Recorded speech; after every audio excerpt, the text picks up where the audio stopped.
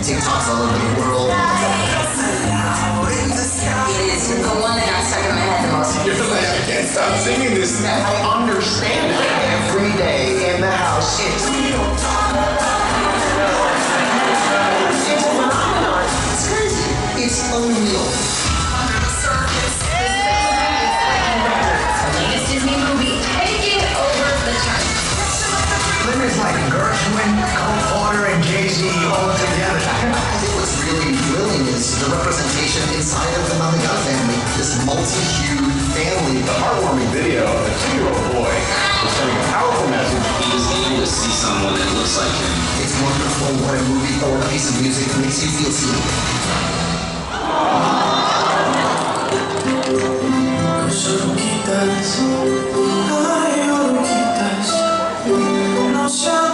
In a lot of ways, Dos Oruguitas represents the spirit of the film.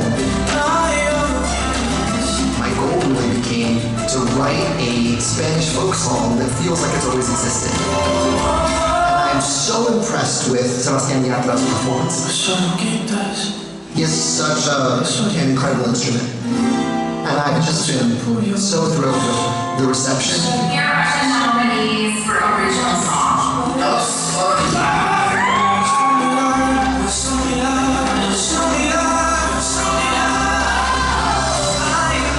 Chills. Really, it's like an overwhelming thing. That's so good. The representation of this film, I felt like I was looking at my diverse family and, bro, go on.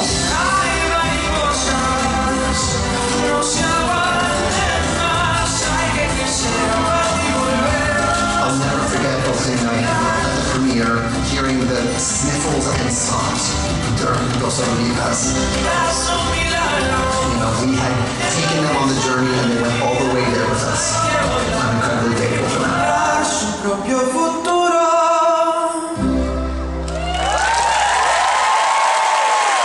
Welcome to a celebration of Encanto, technology powered by AT&T 5G.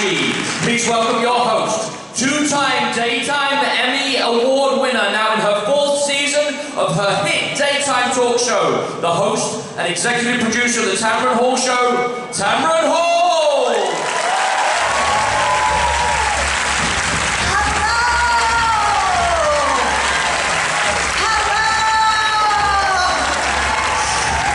I'm gonna tell you, I had to run out with a big smile because when I tell you we were all backstage weeping watching that video, we could hear you and we were doing the same thing backstage. That is the impact of Encanto. How beautiful was that? Do you feel seen? Do you feel heard?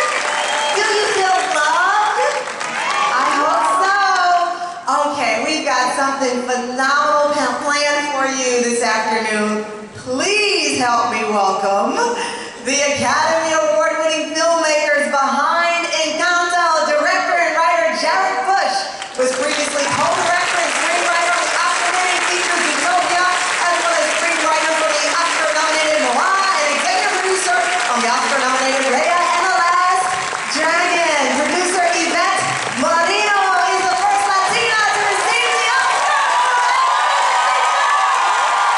She was previously production manager on Moana, as well as the Oscar-winning feature Big Hero 6. And Clark Spencer is the two-time Oscar-winning producer of both Encanto and Zootopia. He is also president of Walt Disney Animation Studio, overseeing all aspects of studio operations and production in partnership with Chief Creative Officer Jennifer Lee. His other credits, producer, include the hit films Lilo and Stitch, Bolt, Wreck-It Ralph, and Ralph Breaks the Internet. Please welcome!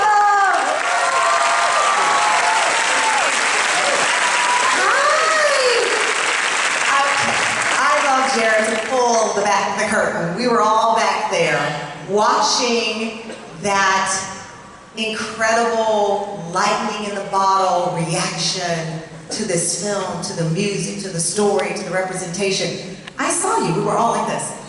As if it didn't happen. You were in the midst of it. Is it still surreal? By the way, hi everybody, it's great to be here. Yeah, I mean, for surreal. I would say that video, I couldn't look at it, honestly, because I literally started tearing up, and I was like, I can get there when I come out here. But it's amazing. I mean, it means so much to us that you all care about this movie and this story and these characters. It's really emotional for all of us. So thank you for being here and for being part of this movie with us. You know, I should give a shout out to your fellow director, Byron Howard, who also worked with you on Clark as director, also on Zootopia. This is a family. Yeah, Byron hired me. Oh wow, good, that's a nice picture. Good, perfect. Yeah, Byron hired me at Disney 11 years ago. Oh. Zootopia, so I owe Byron everything. The whole reason I'm here is because of Byron, so he's my favorite person in the world. Oh, Yvette, I thought you were his favorite person in the world. We're gonna start Also from that. This is awkward now because really, backstage he was just telling me that you're my favorite. It's all right. If I had to go second to somebody, Byron. Well, listen, you know who you're the favorite person in the world. All of these amazing people. Did you hear that reaction? I'm so excited. Thank you all for being here. I'm so excited. When you were looking at that montage video, what did it feel like? I mean, I have these pre-prepared questions, but I have to tell you, back there, that moment might be better than any question I wrote last night.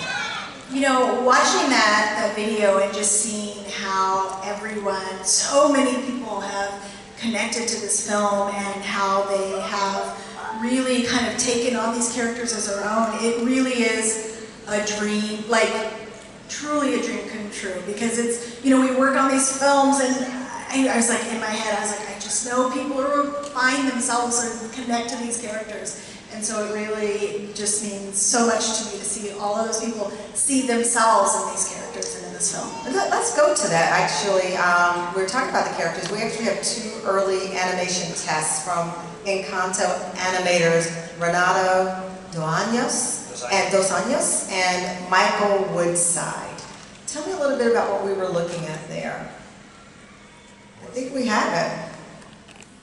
We have the test. There we go. Look at that. What? Yeah.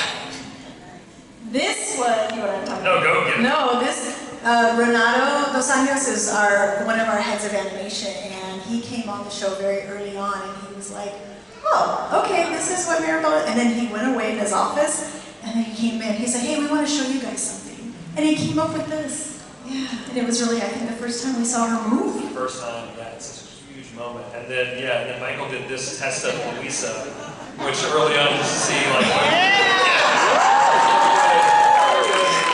So magical. Luisa and the house, Casita working together, yeah. I mean, those things, like, it's hard to describe the first time you see these characters coming to life in front of you. And we got to give it to animators. They bring so much to every frame, and these characters come to life in their hands. So. Clark, we have to, of course, talk about the other character, Casa Madrigal. What was it like when you first, before we get into all of the technicalities, when you first hear this story and you really understand the impact, the potential impact that it's going to have on the world? What is that moment of, aha, I get it, this is it? You know, well, first of all, I think Byron and Jared have an amazing ability to create incredible worlds. If you look at the world of Zootopia, where they pitched this idea, and there would be the, Tundra Town, and there would be the Sahara Square area, you just immediately can see that coming to life and imagine an audience watching that on the screen, and then you have the characters. And the same thing here, when they talked about this film, and they talked about wanting it to be 3 generations, and to see it all within one house, and to see that house be magical and come to life, you, as a producer, are a little concerned in terms of what does that actually mean from the practicality standpoint, but you know just how amazing that's going to be to see in a movie on the screen, and you can imagine the team being so excited to be able to go in there and figure out how do we make that happen, how do we bring a house to life. Yeah, and take us to the beginning. How do you bring this to life, Jared? I mean, you surround yourself with really smart people. That's the first thing you do. Early on, I think all of us wanted to feel like, I think no matter where you live, there's a personality to that place, and certainly a movie set in Colombia, we wanted it to have a certain feel for this family, and we spent months and months talking to people in our studio who lived there, who felt like a real connection to it, and we wanted it to feel tactile. We wanted to feel like it truly is a character, not just a moving house. And so it is probably the most difficult character for us to figure out, because there's so much you can do, but we also wanted a very specific personality. It does have that, and it is absolutely beautiful. We know dance is such a huge part of Encanto, and it took a talented team of dancers and animators working together to create the amazing moves we see on screen. And joining us now is the man who created those moves. Jamal Sims was animation reference choreographer for Encanto. He also did amazing work as choreographer on Disney's Aladdin. He also directed an episode of the upcoming musical series Grease Rise of the Pink Ladies in addition to choreography.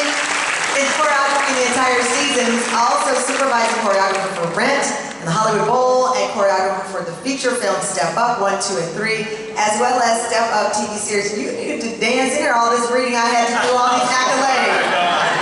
You needed to slow waltz. When your resume is that long, you cannot run out like that. Congratulations. Thank you. Thanks for having me here. I want to look at an example of how you and your team choreographed the now legendary We Don't Talk About Bruno number. We have that.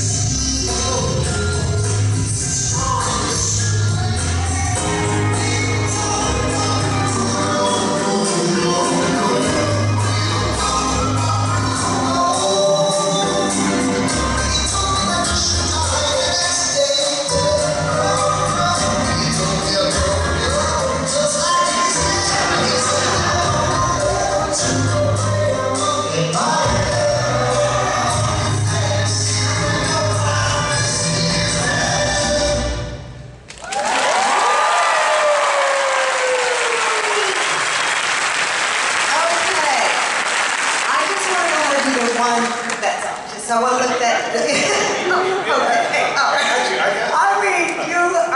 when we look at that, take us through the process. Scariness, that's all I have to say. Because it started with conversations with our directors and producers. So we were on Zoom at the time. So we were talking about the story, and for me, that's where I connect. It's like, I have to know what the story is and what story we're telling through movement. And so they were so gracious to sit down with me over and over again and just explain, because I really wanted to make sure that was, if the words went away, the movement would tell the story. And so that was like really important to me. And then I was like, but it's got to come from an authentic place. And so the first thing was for me to bring in Kai Martinez, who is my associate choreographer. She's Colombian, and I was like, I can't do it myself. Like, I want to make sure that it's represented. Colombia is all through the movement, and so we incorporated a lot of different dance styles throughout the movie. But for this particular number, we went into a dance studio, and then it was empty. They were like, just go ahead and just create, and I was like, okay. And then we had Lynn's voice he was all of the characters. So I kept hearing Lynn, I'm like, I couldn't tell who was who and whatever. So I'm like, dang, this is gonna be really difficult. But as soon as we started, it started to go. And then that's when I started saying, wait, there's something magical that's happening in this room right now, and I don't want to stop. So let's film this as a one shot, right? So everything we did, I had the camera, I was like, okay, let's move to the next part, let's move to the next part. And we kind of did it in one day, and then I sent it over. One day? It was so cool, right? But that's the power of this movie, y'all. Like, honestly, it's the magic of this film. You know, I keep hearing magic, I keep hearing the teamwork and calling in other people to make sure, Yvette, that every step of this is authentic. Yeah, well, we wanted to make sure, I mean, we were telling the story of this family that lives in Colombia, and we wanted to make sure that we, you know, we build this world that's believable to people in Colombia, that they walk in, they're like, yes, that's the world that we live in. And so we created, you know, we brought on Kai, who was amazing, working with Jamal and our Colombian Cultural Trust, and then internally within Disney Animation, we kind of brought together a group we call Familia, and it's all the Latinx community within the studio, and we met with them on an ongoing basis just to talk about story and experience, you know, not specifically story at times. We just talk about experience and what it is growing up, like Latino, and growing up, you know, with your family and all of the complications and joys that come with family. Well, listen, we can't talk about Bruno without talking about Lin-Manuel Miranda. Okay, I got you all ready, but here's it. Lin-Manuel, couldn't be here. Wait, don't, because you're gonna regret that all. He couldn't be here in person, but through the magic of technology, specifically technology powered by AT&T 5G, maybe he can be here with us today after all. Let's see.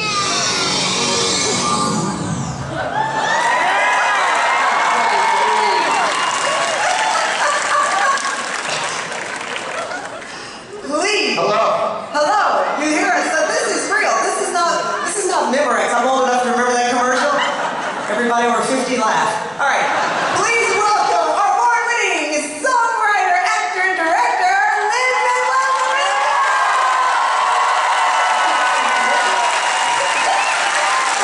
Lin wrote and produced 8 original songs for Encanto. Of course, you also know him from this match in Hamilton, which won the Pulitzer Prize and 11 Tony Awards, as well as the Tony Award winning In the Heights. He's also contributed music, lyrics, and vocals to Disney Animation's Moana.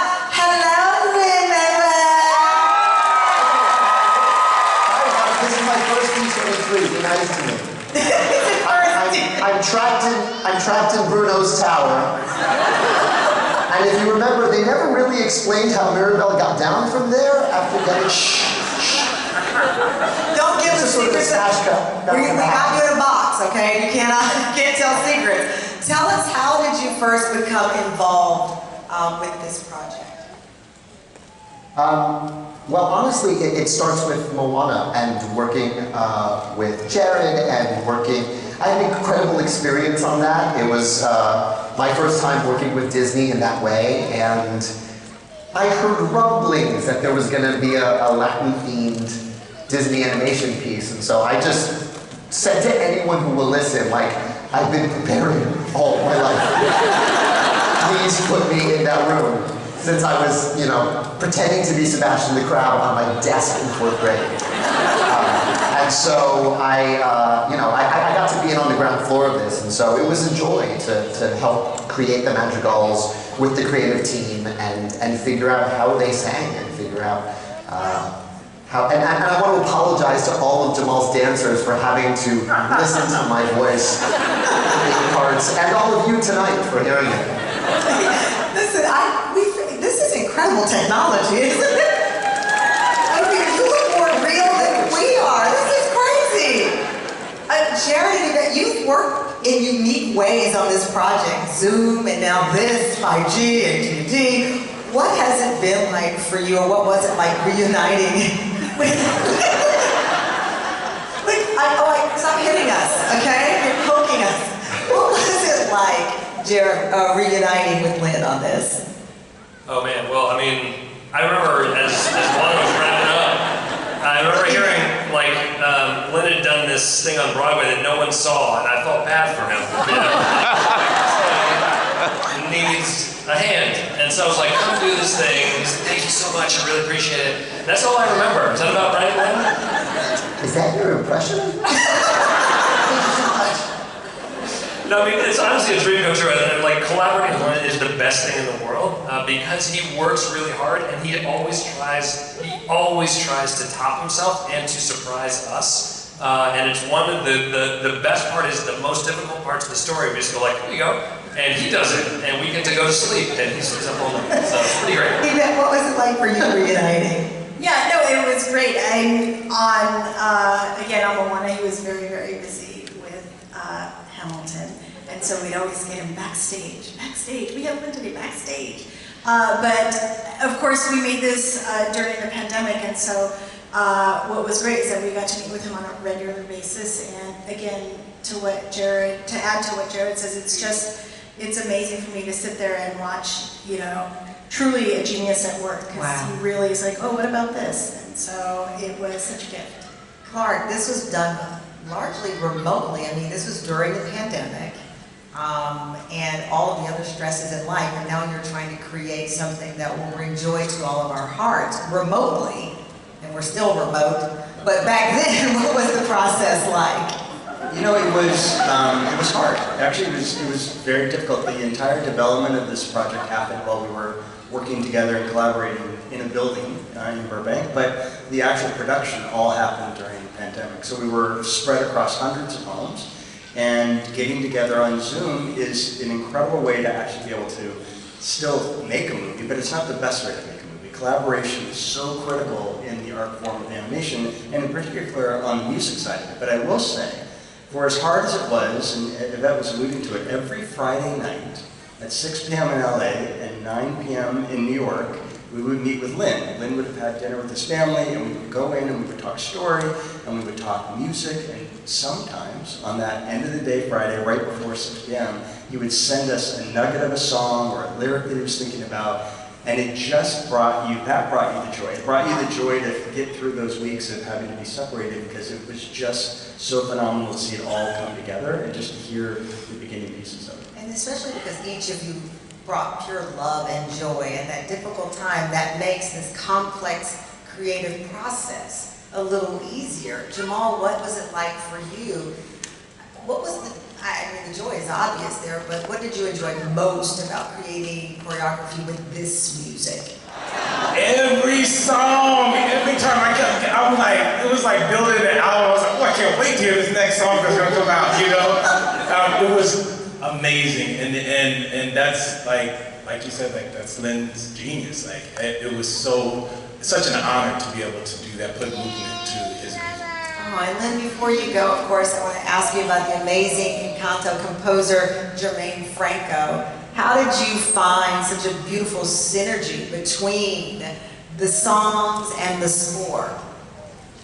Well, I was so lucky to find her. I was a fan of her work at Disney before, on Coco, and the first time we spoke, it was just very organic. She just wanted to go all the way. She was like, I'm building my own marimba, we're doing all the things. She just was so passionate about the authenticity of the music and the score. And I just, you know, it's interesting, you meant, just to piggyback on what you said about making this during the pandemic, it's not lost on me that the two biggest sort of chart hits were Surface Pressure and We Don't Talk About Bruno. I wrote those in April and May of 2020, like at the height of this thing. I was living with my in-laws. Surface Pressure is about, how do I keep my family safe? Yeah. At the bottom of the day. And We Don't Talk About Bruno is, what are we allowed to talk about in front of your mother? Which I was very much living at the time when we were all locked up together during the pandemic. So I think some of that secret sauce is why that resonated with people. I think we all went through versions of those two questions, like how do we live with each other when we're all under one roof? and how do we stay safe? Wow, that is so beautiful. Before we let you go, you always have such great wisdom and beautiful things to say. This is your first D23, my first guest ever. It's a weird one. I know, right? My first guest with AT&T 5G HoloVision technology. What parting words before you vanish into little pixels that you would like for the audience to know? I guess I would say, and I'm so thrilled to even just virtually get to be with you all tonight, and all of you. I want to thank you all.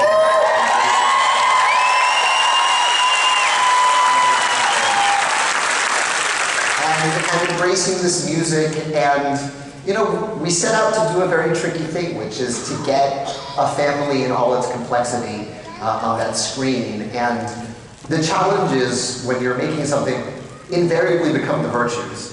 Each of you has a favorite character. Each of you, Camilo is my person, or Dolores is my person.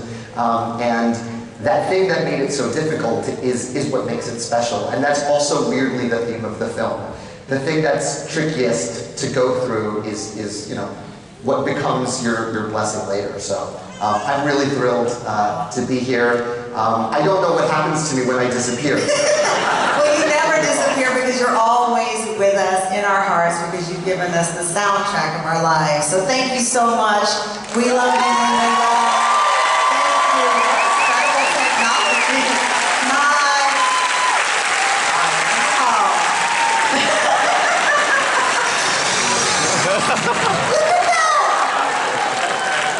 Okay, that was a first for me. I could never go back to Zoom. AT&T, we're calling you after this. So listen, we have a few more. I mean, this is amazing. We're halfway through, but there is so much more excitement to this panel. We have a few more special guests who are here with us today. And I'm thinking you might know some of these amazing people. Here we go. Get ready. Warm your hands up, warm your hearts up. The voice of Augustine Wilmer Valderrama. The voice of Felix Moreau Castillo. The voice of Santa Carolina Gonzalez. The voice of Isabella Diana Moreau. And the voice of Dolores Acosta.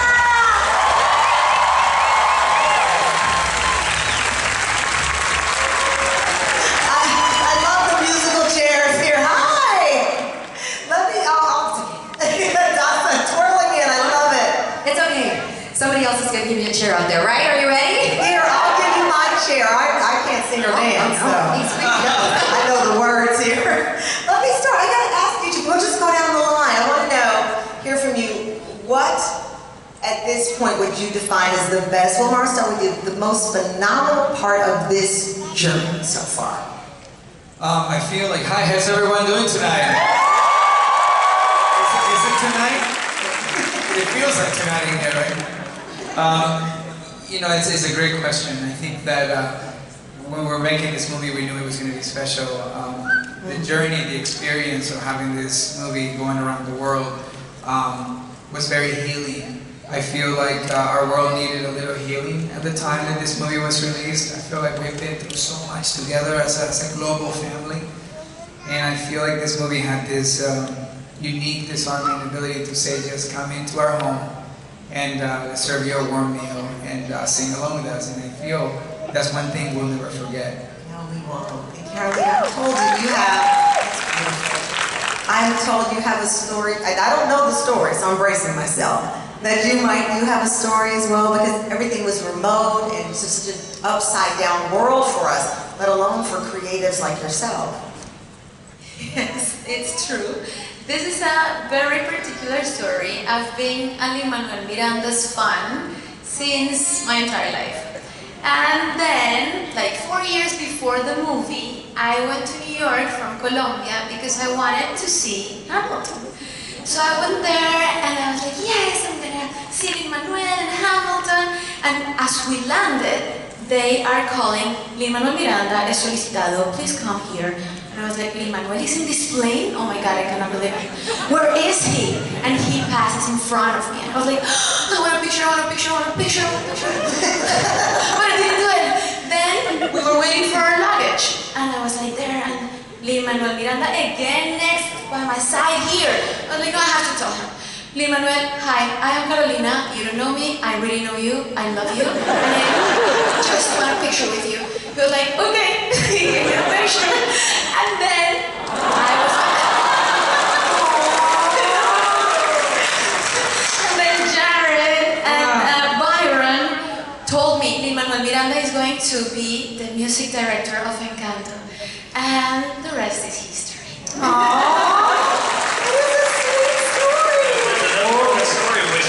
The reason he was on that plane is because that was our research trip to Colombia, and he was coming home from that trip and randomly met her on the plane before we even started casting. Okay, I got goosebumps from that story. No!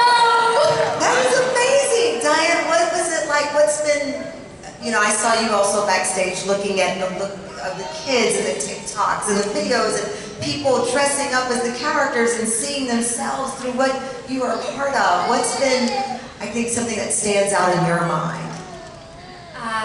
Just all the love. Yeah.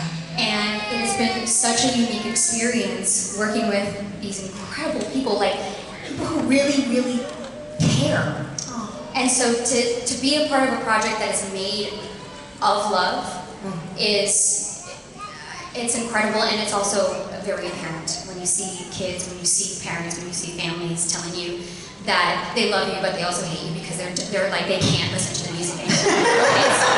Their kids just want to listen to it all the time. And I'm like, well, what else can I do? You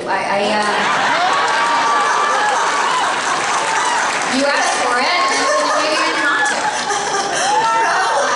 So it's been beautiful to be surrounded by love all the time. When you see people just smile, and you're just like, I want that all the time. I mean, again, I love taking you guys behind the curtain to tell you what happens, behind the scenes with DS Moreau. Just watching it all together. It is a family. I'm coming up on my 52nd birthday, and I've interviewed a lot of casts. And I don't think I've ever been in the company of a cast that made me feel the way you all do, just watching you together. It's real. What was it like, again, with the strain of remote and all these other things that you were facing? How did you break through? Especially for me, right? Yeah. I ask big questions, man. I'm just joking. First of all, primero que todo, hola, hay gente que habla español aquí. Well, to start answering the question, this is one of those. Is that we are seeing us in the screen. Yeah, our culture. Yesterday I was thinking, the gorgeous thing and answer that you said, and yeah, the Encanto by itself is filling a gap between the people that was raised and born and raised in Colombia, in Mexico, in Panama as well, Latin America, and the new kids on the block, the kids on the block born here. Yeah, cierto, con sus papás de Ecuador, Colombia, yeah. And this is amazing because I'm from Cali, Colombia.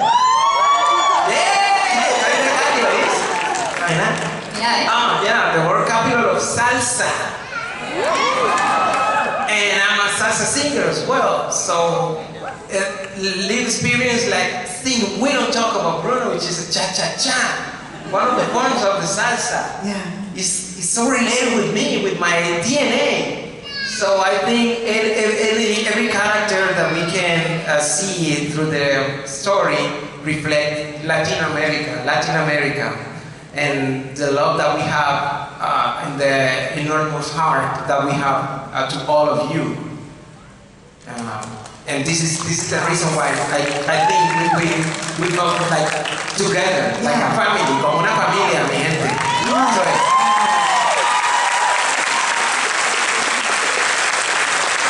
I had the pleasure of having you on the show, and everyone was learning your backstory, and like the cast and like the creators of this project, you're real superheroes because your origin stories are incredible. For you, what was it like in the recording process in some of those sessions? It was unbelievable. We did not get the amazing pleasure of going and recording in the studios like the cast of Frozen. They were like, some things never change. And they're like, you got the harmony? I would have loved to do that with these guys. It would have been amazing. So I did it from my home. And when I got the call of getting this part, I was recuperating from COVID, and I was barely regaining being able to talk and walk. And when I got the call, I was like, I'm absolutely there. And I did record from home, which was amazing, especially when I wasn't exactly waiting for Lynn to pop up on the screen. And then he's like, your best friend, he's like, hey, how are you? And I'm like, Alexander Hamilton. He's amazing. And then I was like, well, I'm considering to do something with the song. Is it okay? I hope I don't get fired. I really hope I don't get fired. And so I kind of did the thing. I'm like, I kind of hear it like a whisper after working with Jared and Byron and the way they were directing. I was like, good living fear, but no stuttering and stumbling. I could always hear him sort of muttering and mumbling. I associate him with the sound of falling sand. And then he said,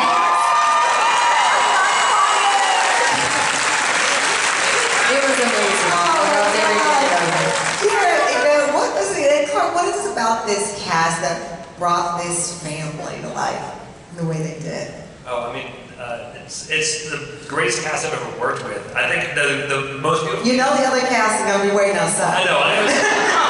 But you roll deep, so I don't think you're worried. Here's what he says, like, everything you see, it's them. You know, I think one of the things that we always try to do is to cast the actual people who are the characters. Yeah. And then when you're lucky enough to get an amazing cast like this, then they put even more of themselves into these characters. So they're all very real, and I think, like everyone's saying, it really is this giant family, and when we needed it the most, everyone here was our family, and it's to me, it's like the most special time I've ever had. It's amazing. Yeah, and just to add to that, the thing that I truly love about this cast, you know, again, we've said that we did this during the pandemic, and no one met each other in person until the night of the premiere. So we made this entire movie. We were all on Zoom. Anytime we met anyone was on Zoom.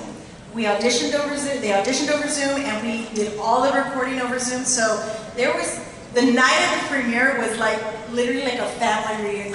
Oh, it was a lot of tears. It was a lot of hugs and a lot of tears because we had never seen each other in person. And the love that we felt throughout the recording of it, every time we would record someone, and you know, and then it all traveled into that premiere, and from there it just grew and grew. And I would have to say I had an amazing experience with Yvette because, for some of you that don't know, my 8-year-old, who is now 9, got cast in the film. She's one of the kids running around screaming with the rest of them.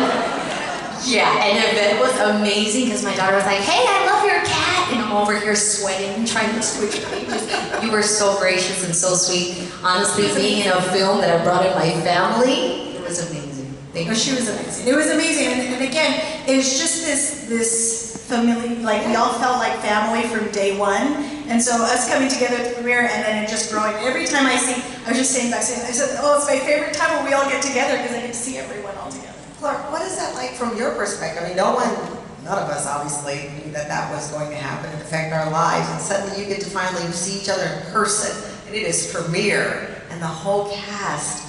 It's incredibly emotional. You've spent several years working together. Yeah. Even though we were apart, we're still working together. And the thing I am always amazed by in animation when we cast is that nobody gets to read the script.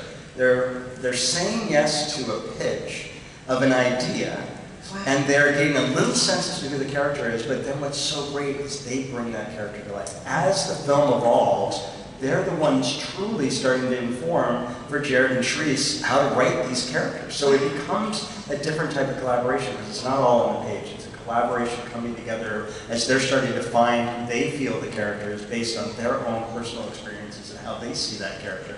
And that is it's just this magic thing to watch. And then to be at the premiere, to meet everybody, and to get to watch it together. It was very emotional and an incredible experience. Well, speaking of the characters, we'll do a rapid round. What was it like when each of you saw your characters for the first time? Oh wow, that's a tough question because you know you get in this booth and you work with this incredible talent who helps you shape the vision for the character. And at the beginning, there is some renditions to kind of give you an idea of what he may possibly look like. So at the beginning you're thinking, oh cool, okay, he may walk like this, actually now it's like this, maybe he has this type of energy or whatever. But as we start playing, and Jerry and I will go on these rants of like doing maybe 25 to 35 different variations of the same word or the same sound, and we were just trying, what's funnier? And then in the process of doing a lot of this exercise and trying to find what's the right, these movies are forever. Yeah. So when you're in that booth, you wanna do the best you can to have the word that you know for a fact you wanna see for the rest of your life. So you work really hard, and the partnership with the directors and the producers and everyone is super incredible because they're just geniuses at Walt Disney Animation. They know how to make, bring timeless performances out of you. And then you forget what the character looks like somehow, and you're just in this booth, not thinking about what you're supposed to look like. And you're just flowing in there, just trying to find the humor and the comedy and the humanity and what taps within you as an actor. And then you show up to this premiere, and you meet each other for the first time, and immediately we already know we're doing something that we're going to tell our grandchildren. And then the screen opens, right? And then all of a sudden, I know the first time we saw it wasn't like we had a little Zoom presentation together, but you're in that room, and then your character pops up and it hits you in the heart so incredibly, and it just goes, wow, that's me, and that's gonna be me forever now. And it's a beautiful gift, and only Walt Disney Animation Studios has the capability to bring that magic to all of us actors, and the memories that we remember growing up with, now we can provide to our kids. It's unbelievable.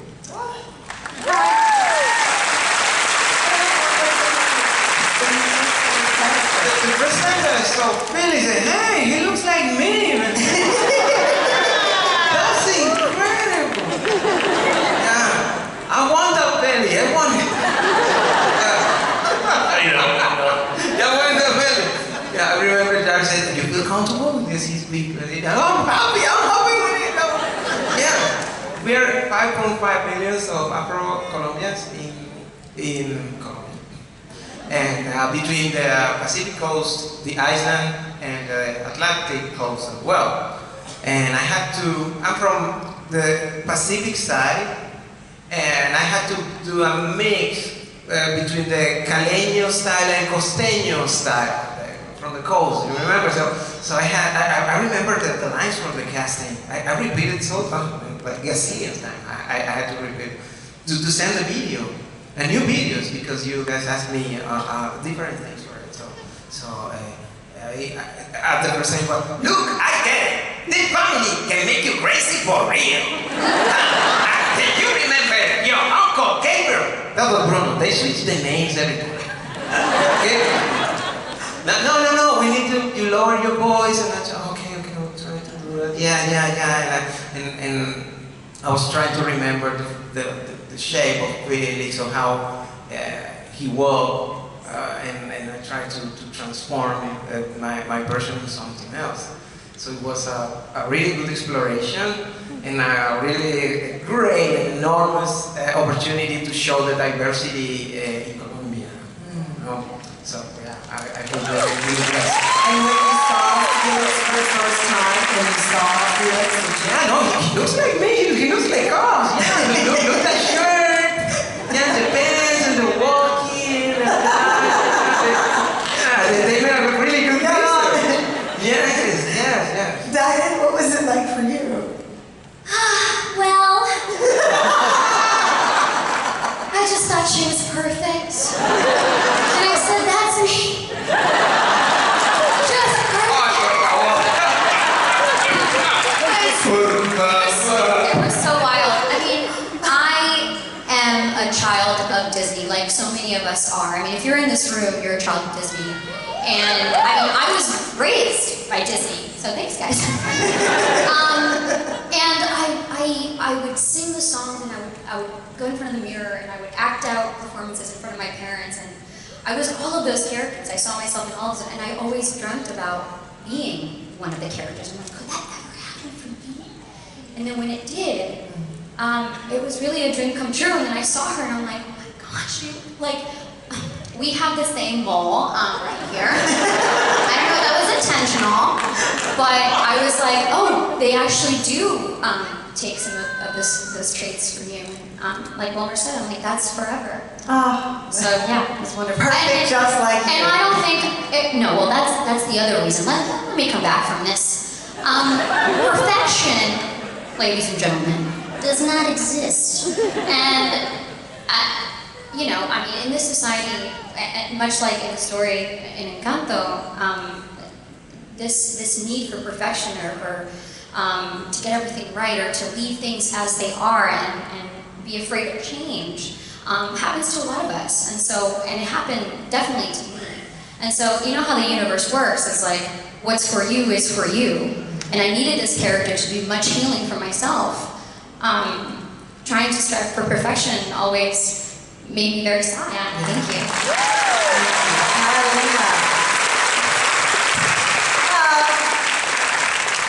She's amazing.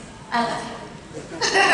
No, when I first saw Pepa, I was crying and crying and crying, and I couldn't stop crying, and I was like, my directors are gonna see that I cannot stop. I need to start working. What am I gonna do? I cannot stop crying. It is so much excitement, and at the same time, it's the chance of being or interpreting a character that allows herself to feel. She is overly dramatic, but maybe she's not that overly dramatic. She's just allowing herself to feel what she wants to feel in that moment. And we as women are like that. And sometimes because of the world, we need to be like this, or like this, or like this. And that's exactly what happened to me. I couldn't stop crying. And I was like, okay, this is Pepa. So I am Pepa. I know, Mama, but now I can play Antonio. What do you want from me?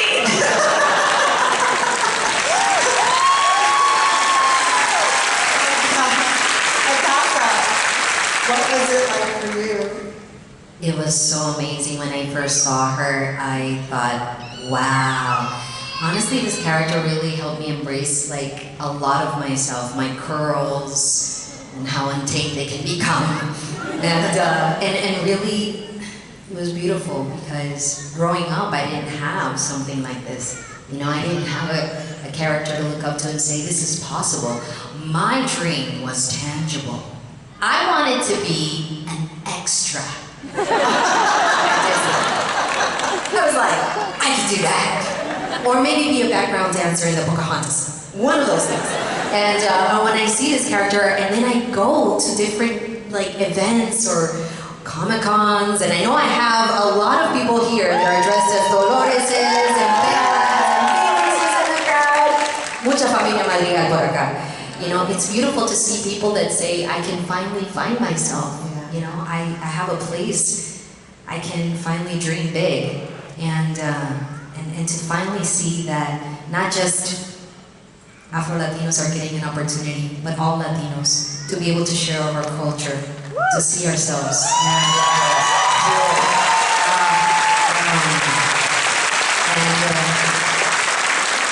It's been a beautiful thing, and I do see a lot of those traits that I thought didn't show to everybody in Dolores.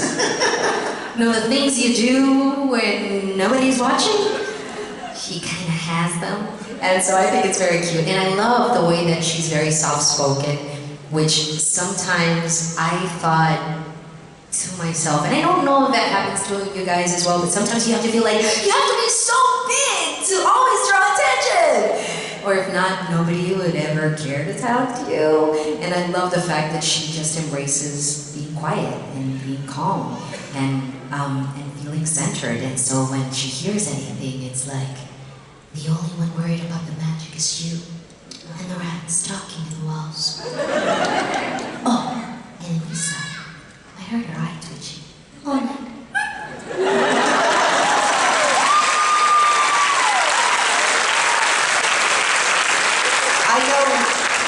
audiences have seen and read interviews from all of you, and the one question, well, there are many questions, but one in particular, people want to always know, what's your favorite Encanto song?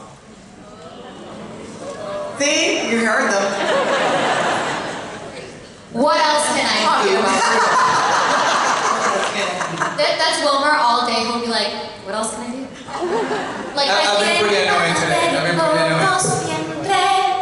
That one. Su mismo pan tiene a vender. Wait a minute. From Encanto or what? Just because we didn't hear. Hey, what's going on, man? Jumping ship already? What's happening? You went wrong. Jumping ship already? What's going on?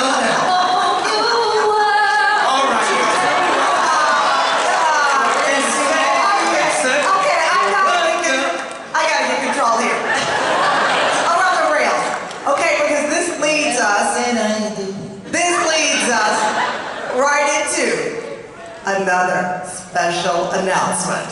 Here we go. That's not me singing. You will all have the chance to experience your favorite Encanto songs like never before in the dazzling new concert event, Encanto at the Hollywood Bowl. Encanto will reunite for 2 special evenings. Friday, November 11th and Saturday, November 12th, the iconic Hollywood Bowl will magically transform into Casa Madrigal for these 2 enchanting nights. Go get my tickets. Hold on. Wait a minute. And you don't want to miss this. And we have something special just for you. D23 Expo, you're getting the chance to get your tickets for this special event before they go on sale to the public. Get your phones right now. Go to Ticketmaster.com on September 22nd from 10 a.m. to 10 p.m. Pacific and enter the code Encanto Bowl D23 to unlock pre-sale access. Listen, so when your friends are asking you how you got the hookup, make sure you tell them tampering it. Well, I mean, this is, talk about magic on top. Hollywood Bowl? Jared, you guys are gonna be there? I mean, the layers of vision for this world that you've created, it's endless. I will say that I've seen some of what they have cooked up for this. It's unreal. I cannot wait for you all to see it. It is crazy amazing. And to hear all of them singing live is going to be unreal. So please, we'd love to see it. Yvette. No, to add to that, it is, you guys, it's really cool. You should really go. Well, we're going to be there. I'm going to be there. And where's my phone? I'm really worried about getting my tickets before the rest of you all. I mean, we were getting busy, but we still paid for tickets. All right, here we go. But this feels like the perfect note for our final surprise. Come on, guys. You know we had to sing, right?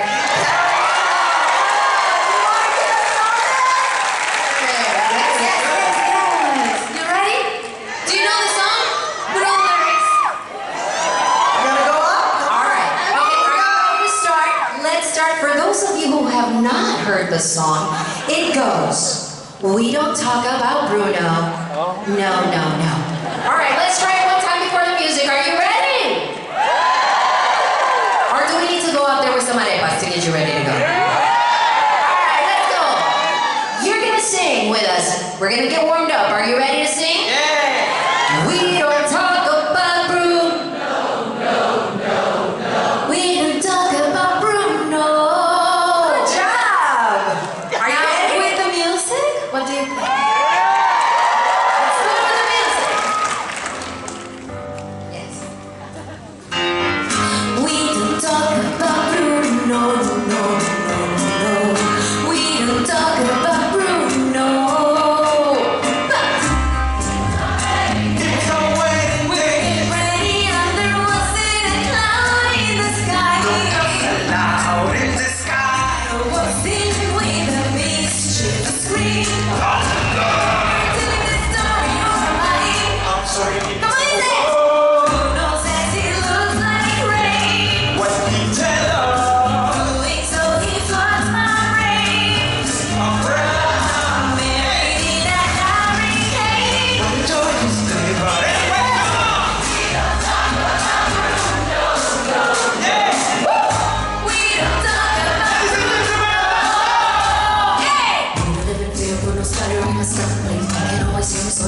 early morning light, so sweet with the sound of falling sand. It's a heavy living, they get so hot. Always at the ready, bubbling with bosses they couldn't understand. Do you understand? 7 foot from your love. You know it when he calls your name. Let's hear you. Let me see your free sound. Hey, we don't talk about groove. No, no, no, no. We don't talk about groove. No. He told me my fish would die the next day. He told me I grow young, just like he said. Now my hair will disappear. Look at my hair. Come on, he said. Baby, see when your prophecy is ready. He told me that the life of my dreams would be bright.